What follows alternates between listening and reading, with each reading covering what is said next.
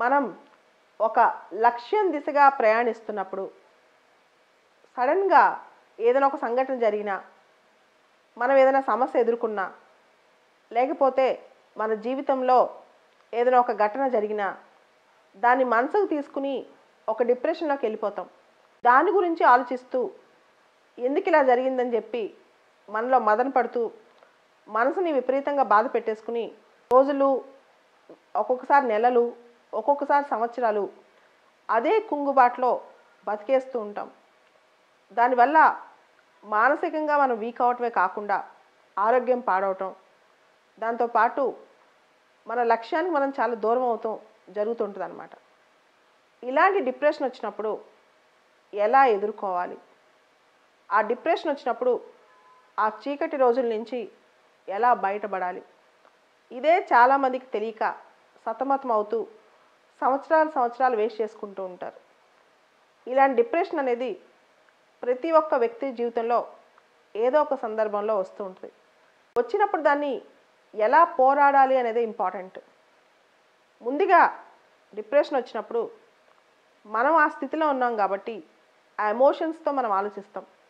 వాటినే కరెక్ట్ చేసుకుంటూ దీనిలోంచి బయటికి రాలేకపోతున్నామనే ఫీల్ అవుతుంటాం. కానీ మనం ఒక థర్డ్ పర్సన్ లాగా ఆలోచించాలి. అంటే మనము కొన్ని సందర్భాల్లో మనకున్న ఎమోషన్స్ని, మనకున్న మానసిక స్థితిని పక్కన పెట్టేసి మన గురించి మనం ఒక థర్డ్ పర్సన్ లాగా ఆలోచించుకోవాలి.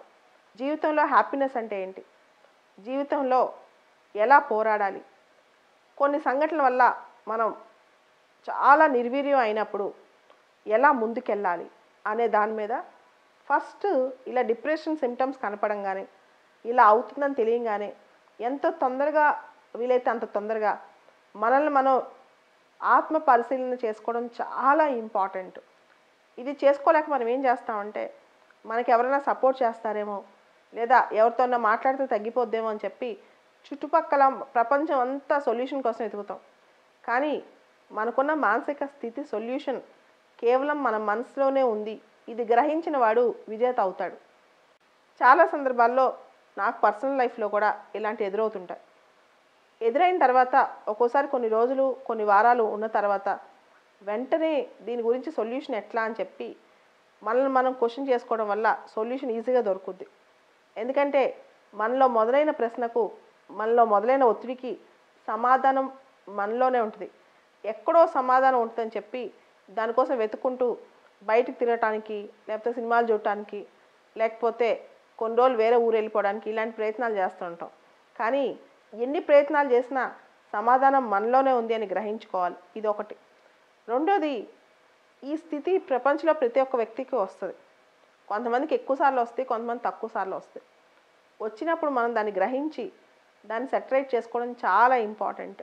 ఇదే స్థితిలో ఉండిపోతే మన పరిస్థితి ఎలా ఉంటుందో ఒకసారి నోట్ చేసుకోవాలి. ఒక పెన్ను పేపర్ తీసుకుని ఇదే రకమైన మానసిక స్థితిలో, ఇదే రకమైన డిప్రెషన్లో మనం గడిపేస్తే కొన్ని సంవత్సరాల తర్వాత మన జీవితం ఎలా ఉంటుంది, అసలు మన లక్ష్యం పట్ల ప్రయత్నమే ఆపేస్తే మనం ఎలా ఉండబోతున్నాం, కనీసం ప్రయత్నం చేస్తే కొంత ముందుకెళ్ళే అవకాశం ఉంది, ఫలితం వచ్చే అవకాశం ఉంది. దానిలో పాజిటివ్స్, నెగిటివ్స్ బేరీజ్ వేసుకోవాలి. ఈ చిన్న జీవితంలో మనందరికీ తెలుసు ఎంత తొందరగా జీవితం అయిపోద్దో, ఎంత తొందరగా సంవత్సరాలు అయిపోతాయో. ఈ తక్కువ జీవితంలో దేనికోసమో, ఏదో జరిగిందనో, ఎవరి కోసమో మన లైఫ్లో విపరీతమైన కుంగుబాటు, డిప్రెషన్ తెచ్చేసుకుంటే మొత్తం ఖాళీ అయ్యేది మన జీవితం అని గ్రహించినాడు, ఈ సత్యం గ్రహించినాడు ప్రతి ఒక్క వ్యక్తి డిప్రెషన్ నుంచి బయటకు వెళ్ళిపోతాడు. ఎందుకంటే మనిషి అనేవాడికి ఎవరికైనా సరే వాళ్ళ లైఫ్ ఫస్ట్ ఇంపార్టెంట్.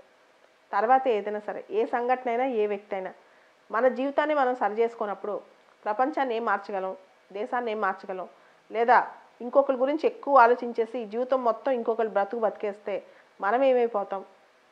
ఈ సత్యాన్ని నమ్మాలి, దీని గురించి ఆలోచించాలి. మన ఫస్ట్ ప్రయారిటీ మనమే.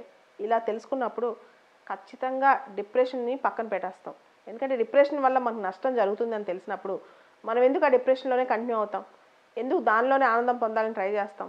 ఎందుకు దానిలోనే ఉండిపోయి మనం అనుకున్న లైఫ్లో హ్యాపీనెస్ కానీ, మన లక్ష్యాలకు కానీ దూరం అయిపోతాం? ఎందుకంటే మనం ఏదన్నా ఒక బాధ పడుతున్నప్పుడు తినే తిండి రుచి తెలియదు, నిద్ర సరిగ్గా పట్టదు, ఏం జరుగుతున్నా మన చుట్టూ ఎంత అందంగా ఉన్నా దాన్ని ఆస్వాదించే పరిస్థితిలో మనం ఉన్నాం. ఇలా ఉన్నప్పుడు ఎంత గొప్ప జీవితమైనా వృధా అయిపోద్ది. కాబట్టి లైఫ్ని మౌల్డ్ చేసుకునే విధానం, లైఫ్ని ఒక పద్ధతిలో పెట్టే విధానం కేవలం మన చేతుల్లోనే ఉంది. ఈ విధంగా మన ఒత్తిడిని, డిప్రెషన్ని, కుంగుబాటుని ఏ వ్యక్తి అయినా జయించవచ్చు. ఈ సత్యం గ్రహించండి.